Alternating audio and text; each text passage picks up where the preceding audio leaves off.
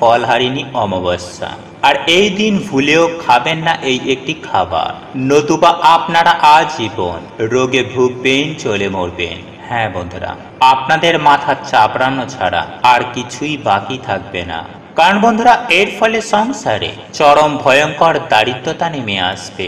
তাই আজ আমি আমার এই ভিডিওটির মাধ্যমে এমন কিছু কিছু খাবারের কথা আপনাদেরকে জানিয়ে দেব, ফলহারিণী অমাবস্যার দিন ভুলেও খাবেন না।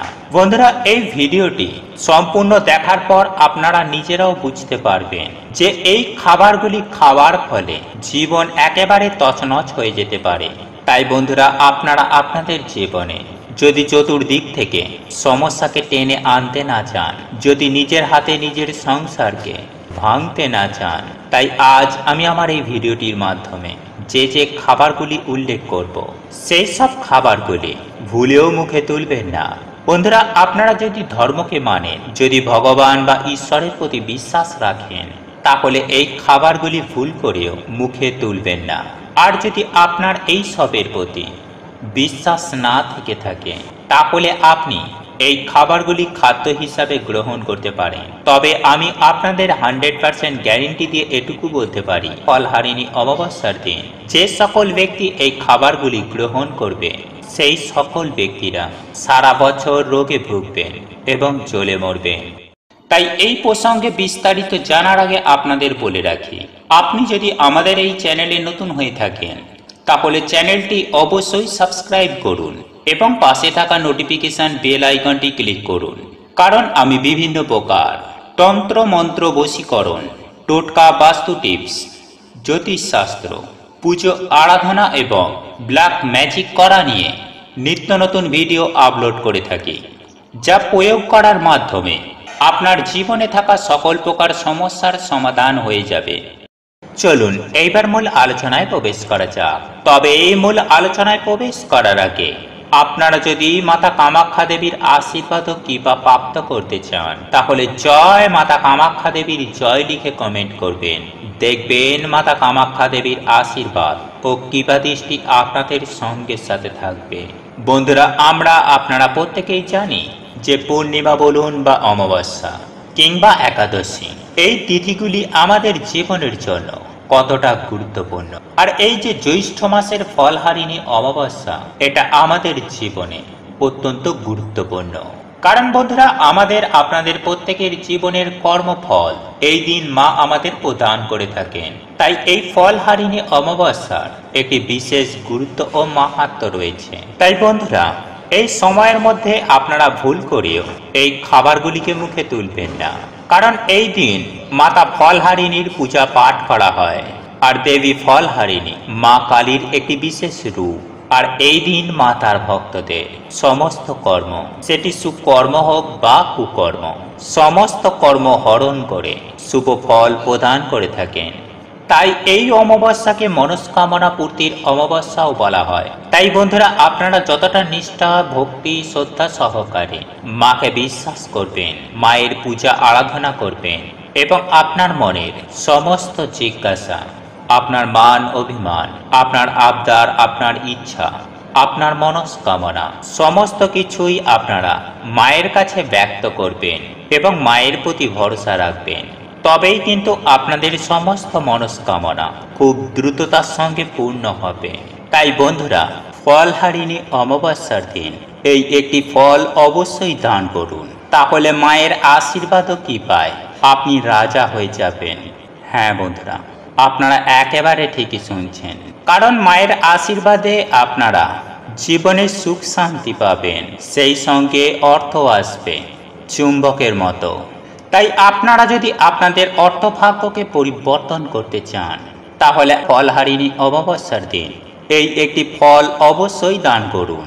বন্ধুরা, সনাতন ধর্মে এই ফলহারিণী অমাবস্যার দিনটিকে একটি অত্যন্ত গুরুত্বপূর্ণ দিন হিসাবে গণ্য করা হয়েছে।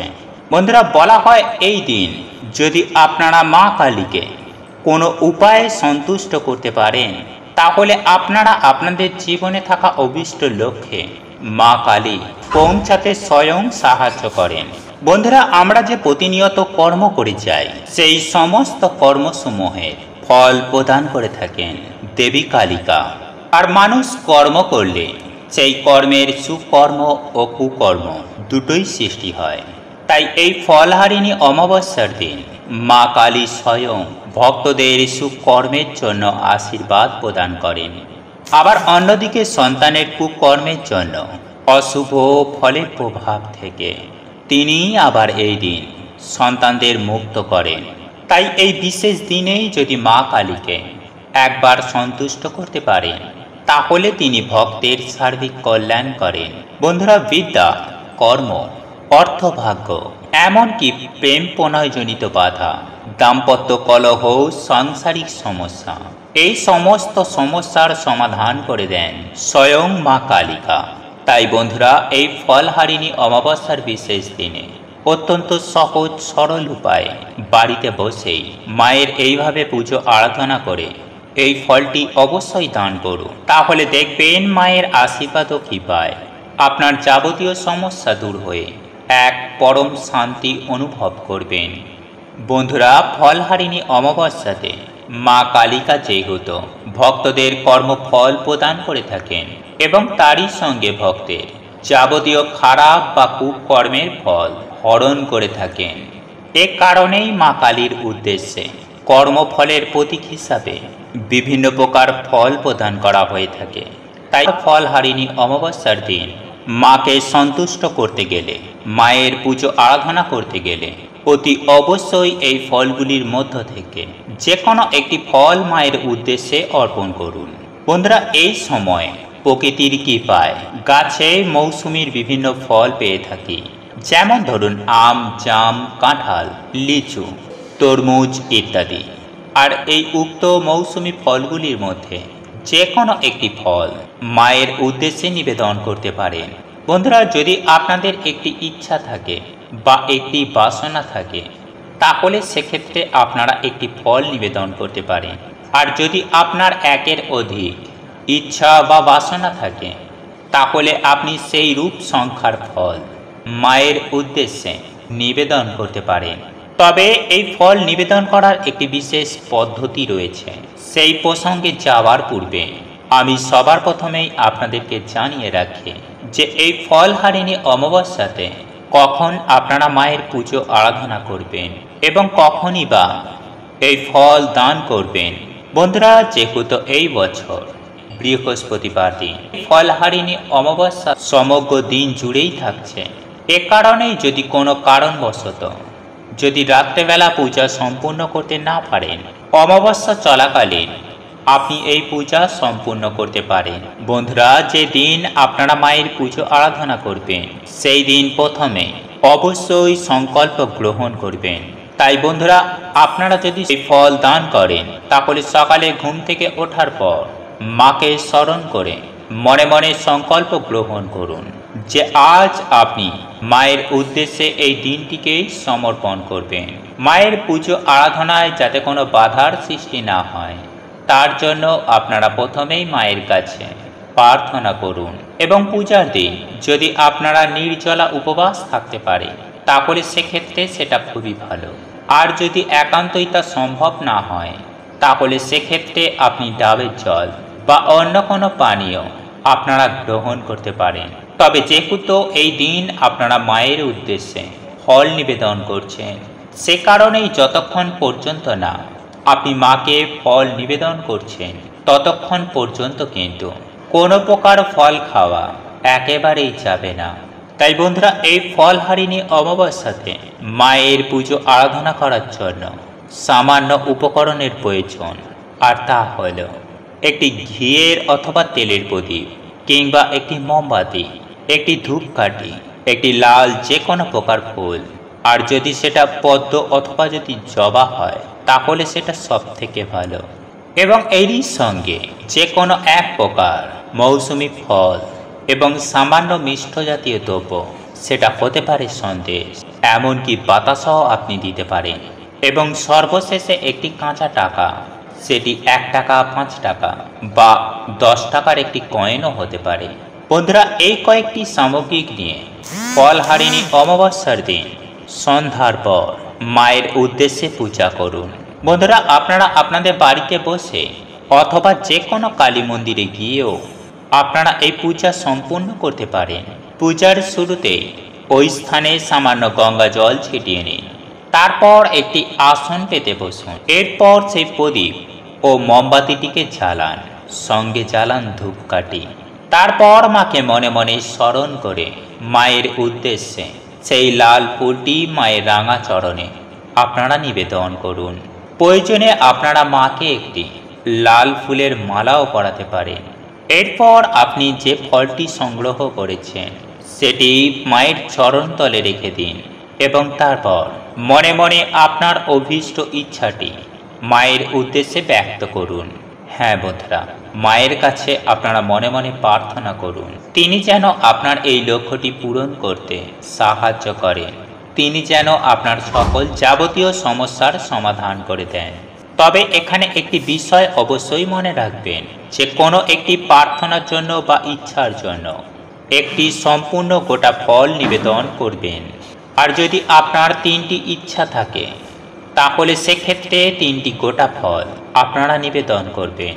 বন্ধুরা, এইভাবে প্রার্থনা সম্পূর্ণ হয়ে যাবার পর মায়ের উদ্দেশ্যে এইবার আরতি প্রদান করুন এবং সর্বশেষে উক্ত স্থানে বসেই মাকে মনে মনে কিছুক্ষণ স্মরণ করুন। বন্ধুরা, যে নৈবেদ্য এবং ফল আপনারা মায়ের উদ্দেশ্যে নিবেদন করেছিলেন পূজার পর তা সকলের উদ্দেশ্যে আপনারা বিতরণ করে দিন।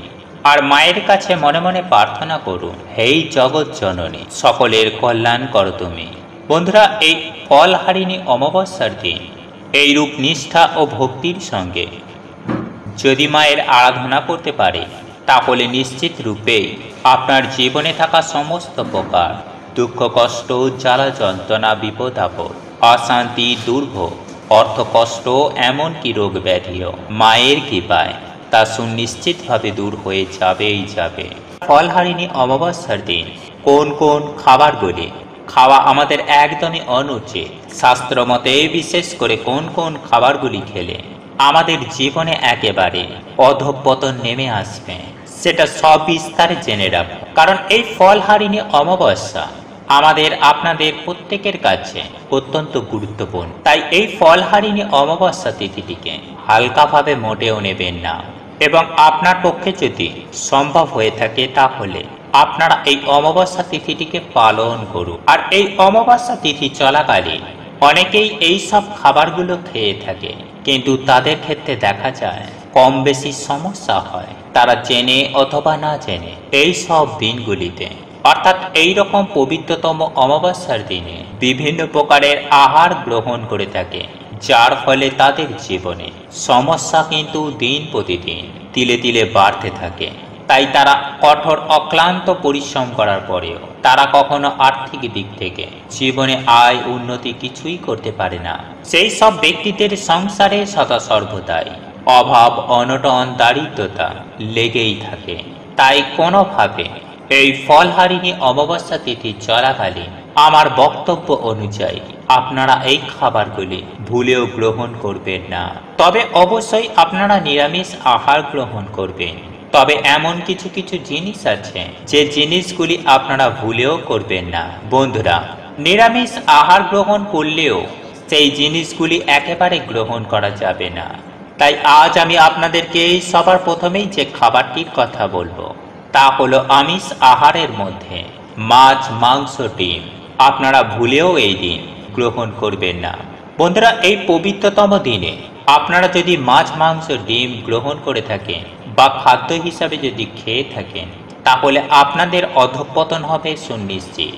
কারণ শাস্ত্রে স্পষ্ট করে উল্লেখ করা হয়েছে যে ফলহারিণী অমাবস্যার দিন এই সকল খাদ্যগুলি গ্রহণ করলে আপনাদের জীবনে অধঃপতন নেমে আসতে বাধ্য। তাই অতি অবশ্যই যত্ন সহকারে অমাবস্যা তিথিটি পালন করুন। এরপর বলবো, কোনোভাবে আপনারা কেক জাতীয় কোনো খাবার গ্রহণ করবেন না। কারণ বন্ধুরা, আপনারা হয়তো জানেন না যে কেকের মধ্যে ডিম ব্যবহার করা হয়ে থাকে।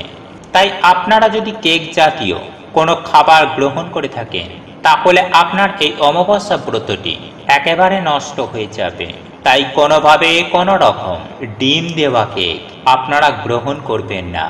এবং সর্বশেষ তৃতীয় যে খাবারটির কথা বলবো, আর তা হলো আপনারা এই পবিত্রতম দিনে মুসুরির ডাল খেতে পারবেন না। তবে সর্বোপরি যদি আপনারা অন্ন গ্রহণ করেন, অর্থাৎ আপনারা যদি ভাত খান, তাহলে আপনাদের এই অমাবস্যা তিথিটি পালন করা হবে না। তাই আপনাদেরকে এই অমাবস্যা তিথি চলাকালীন রুটি, লুচি, পরোটা এই ধরনের খাবার খেতে হবে। কোনোভাবেই ভাত, মুড়ি অথবা চিঁড়ে এই জাতীয় খাদ্যদ্রব্য আপনারা এই অমাবস্যা তিথি চলাকালীন গ্রহণ করবেন না। বন্ধুরা, যারা এই দিন ভাত গ্রহণ করবে তাদের কিন্তু এই ব্রতটি সম্পূর্ণ হবে না। তাই সুপ্রিয় দর্শক বন্ধুরা, আপনারা যদি এই বিষয়গুলি খাওয়া দাওয়ার প্রতি মেনে চলতে পারেন, তাহলে আপনাদের জীবনে সুখ শান্তি বজায় থাকবে। কারণ এই বিষয়গুলি বহু প্রাচীন কাল থেকে অনেক মানুষ মেনে আসছে, তারা উপকৃত হয়েছে এবং এখনো অনেক মানুষ এই বিষয়গুলি মেনে চলেন, তারাও অত্যন্ত উপকৃত হন। আপনিও মেনে চলুন, আপনিও উপকৃত হবেন। বন্ধুরা, আপনাদের এই ভিডিওটি যদি পছন্দ হয়ে থাকে তাহলে ভিডিওটি লাইক করুন, কমেন্ট করুন এবং বন্ধুদের সাথে শেয়ার অবশ্যই করুন। মনে রাখবেন, আপনার একটি শেয়ার অনেক মানুষকে উপকৃত করতে পারে। এবং আপনি যদি নতুন হয়ে থাকেন তাহলে চ্যানেলটি অবশ্যই সাবস্ক্রাইব করবেন এবং পাশে থাকা নোটিফিকেশন বেল আইকনটি ক্লিক করবেন এইরূপ নিত্য নতুন ভিডিও সবার আগে দেখার জন্য। ঈশ্বর আপনার মঙ্গল করুক। আপনি সুস্থ থাকুন, ভালো থাকুন।